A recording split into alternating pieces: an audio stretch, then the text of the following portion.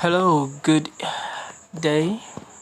So we're going to be talking about grammar rules, and we want to start by talking about common grammar mistakes, right? So let's move to the next slide.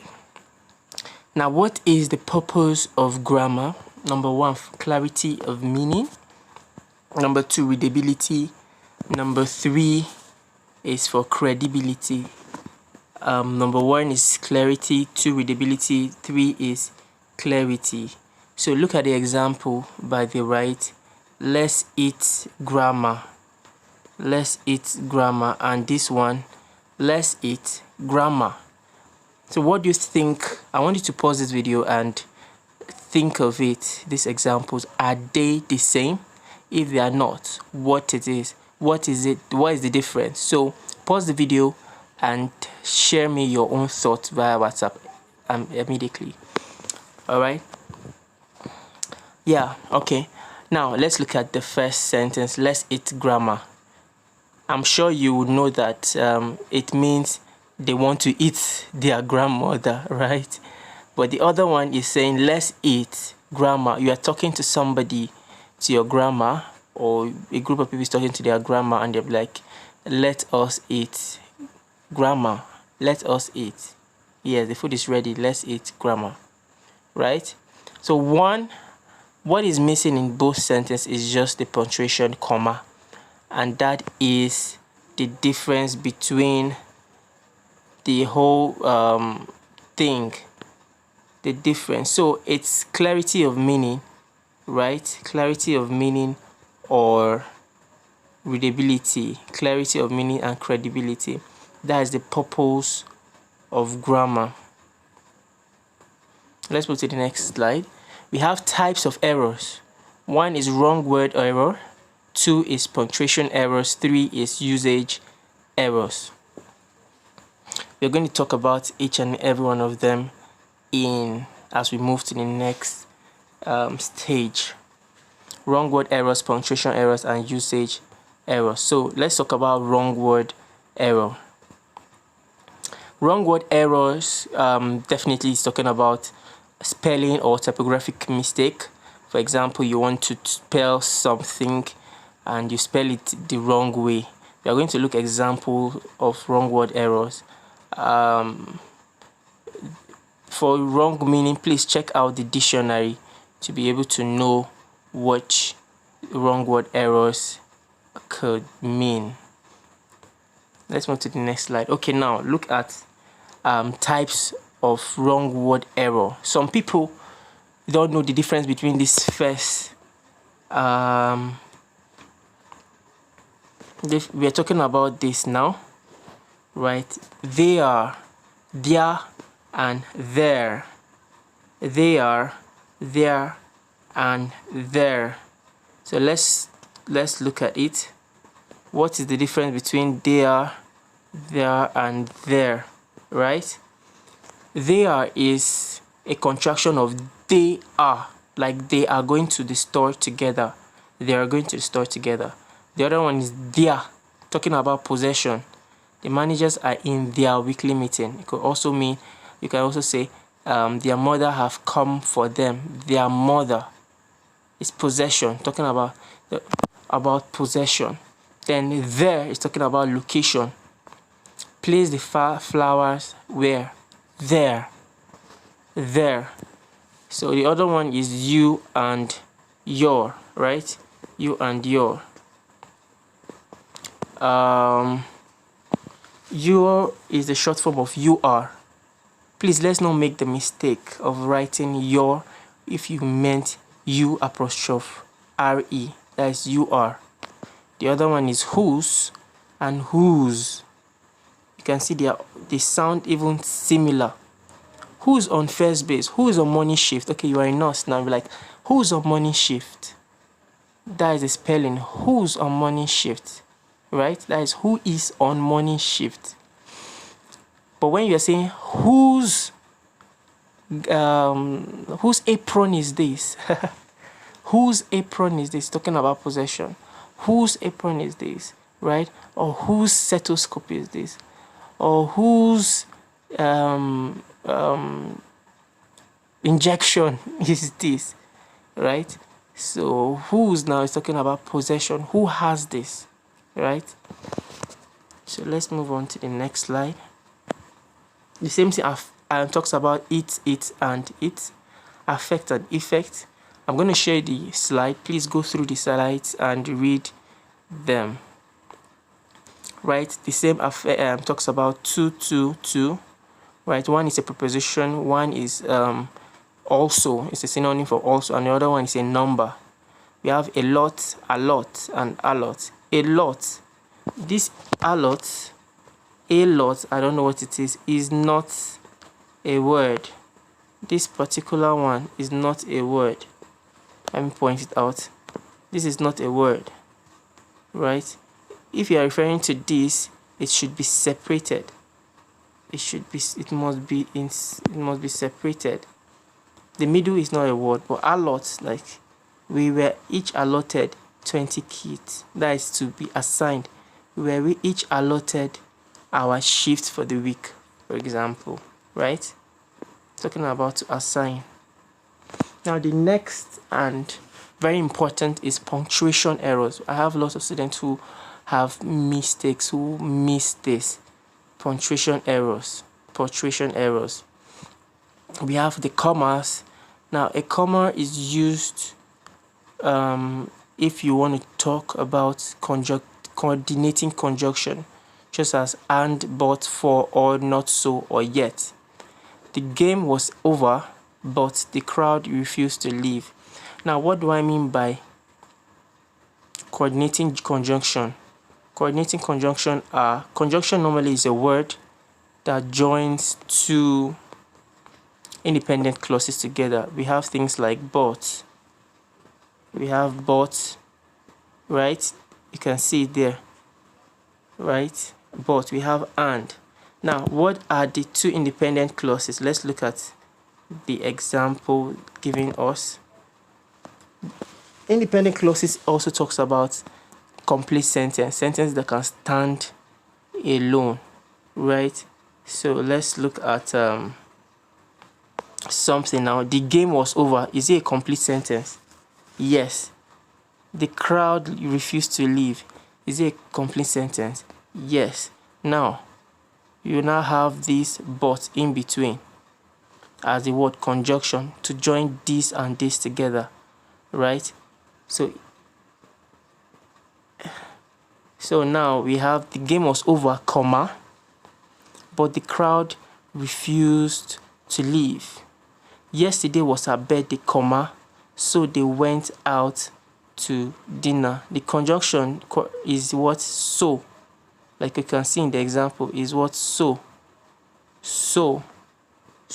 they went out to dinner. They went out to dinner is a complete independent clause.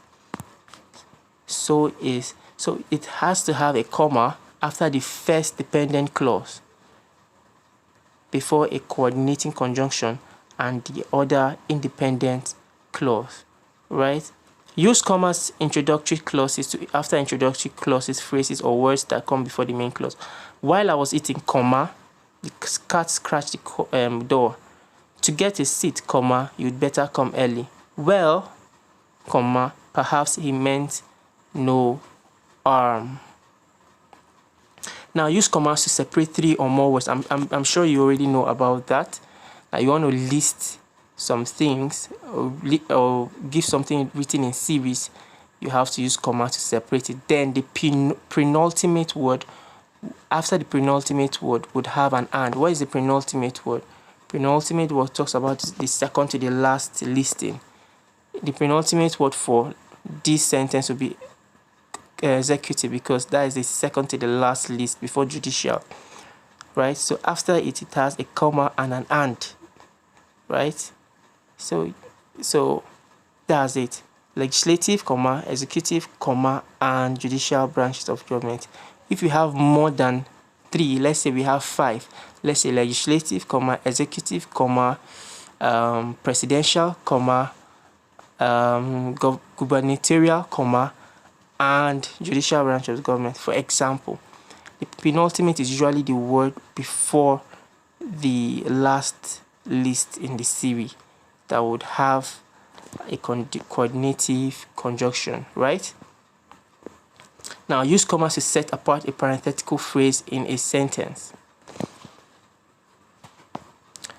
Use a parenthetical phrase. Now, this is the parenthetical phrase. Parenthetical phrase. Parenthetical phrase. Sorry.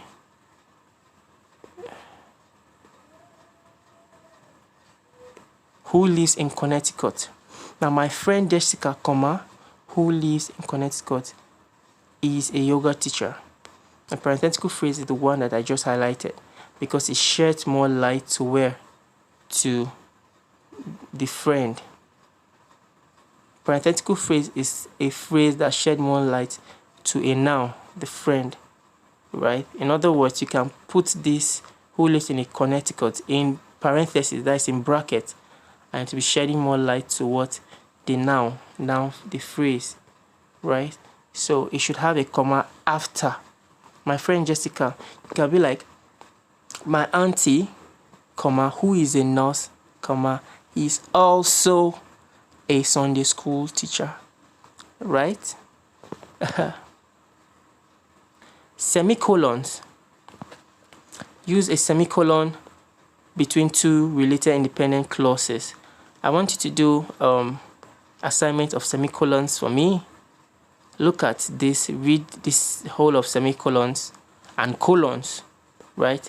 Read semicolons and colons and give me examples of sentence that you can use semicolons and colons together. I'm going to share you the link of the slide so you would read it. Give me examples where you can use a sentence such as this, right? And just such as this. The student in the class from Lynchburg, Virginia, maybe use a Nigerian state like Zaria, Kaduna. I don't want to give you an expo. No, I don't want to do that. But use an example, a different example for semicolons. Use a different example for colons as well, and send to me. Then the next is apostrophes. We know what apostrophes are to signify contraction. Number one is to signify contraction. Signify contraction. And number two is to talk about possession. Contraction such as I don't, that is I do not. I don't also is a contraction for do not. You use I don't apostrophe, then T, like and very much. Then possession, like my mother's job is better than all my brother's jobs put together. Now look at something. Let me zoom it. There's this, my mother's job. It's talking about one person, a woman. So it has an apostrophe before an S, right? Is better than all my brothers. Now, it's already talking about plural. Anytime, the rule of thumb here is anytime you have S already after the word, you do not have to put another S after the apostrophe. You just put the apostrophe after the S. You can see it. All my brothers apostrophe, then jobs put together. So that is the rule of thumb. That is the rule. If you're talking about something plural or something that has an S, let me say, for example, you're talking about a person whose name is James. Whose name is James. So you'll be like, James's book has been returned back to him, right? The name already has S, so you have to just put apostrophe after the S, right? That is a rule of thumb. So we have quotation marks. Quotation marks is used to cite, for citation. Is used to cite somebody talking. Maybe somebody is talking and you want to cite the person. You put it inside a quotation. So your audience or the person reading will know that this is what the person you're talking about actually said, exactly word to word, right? So in the next one, we still have quotation marks. Let's talk about usage errors. Usage errors. Usage errors. Now, a complete sentence must have 3 components. Number 1, a subject. Number 2, a predicate, that is the verb or action. And number 3, it should make a complete thought. It should have a subject and a verb. A subject and a verb should also make a complete thought. For example, a sentence could be, let's eat. It's a complete sentence. Let's eat. Right? It's a complete sentence because it has what? A subject, that is a let us. Right? And it has the verb eat. And it makes a complete sense. Complete thought. Right? Now,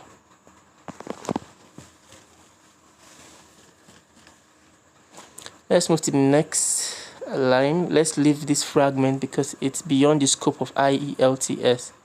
Let's also leave run-on sentence because it's beyond the scope of IELTS, but you might want to read it for your own use. This is an example of an 6-word that is grammatically correct. There is no full stop in this, aside the ending. There is no full stop.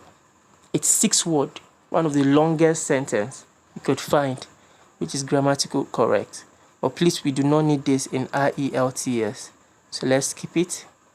Let's skip this. Let's skip this, and let's skip this. The next thing I want us to talk about is the verb tense. Verb tense. Verb tense. Verb tense is talking about the tenses like present tense, past tense, future tense, and past, yes, so, or continuous tense, present continuous tense. So that's the tenses of your literature. Now, your historical event should always be in the past, while reviews of a literature should be in a present tense. Your IELTS Tax 1 should always be in present tense, right? We are going to, when we start talking about IELTS, we're going to show you how you can structure your both taxes 1 and 2 and the tenses you should use in them. Let's move to the next slide. Let's move to the next slide. We just don't need this. Then pronoun antecedent agreement. Now listen, pronouns are words that takes place of a noun, like he, she, they, we, right? These are pronouns that takes place of a noun. They could be what? Numbers, singular or plural. Let's talk about the first person pronoun antecedent. We have the I for singular and we have the we for plural. This is what the first person, singular and plural. Now let's talk about the second person. We have the he, she. Masculine is he, feminine is she, neuter is it. Then the third person is usually they. They is usually they, right? Now,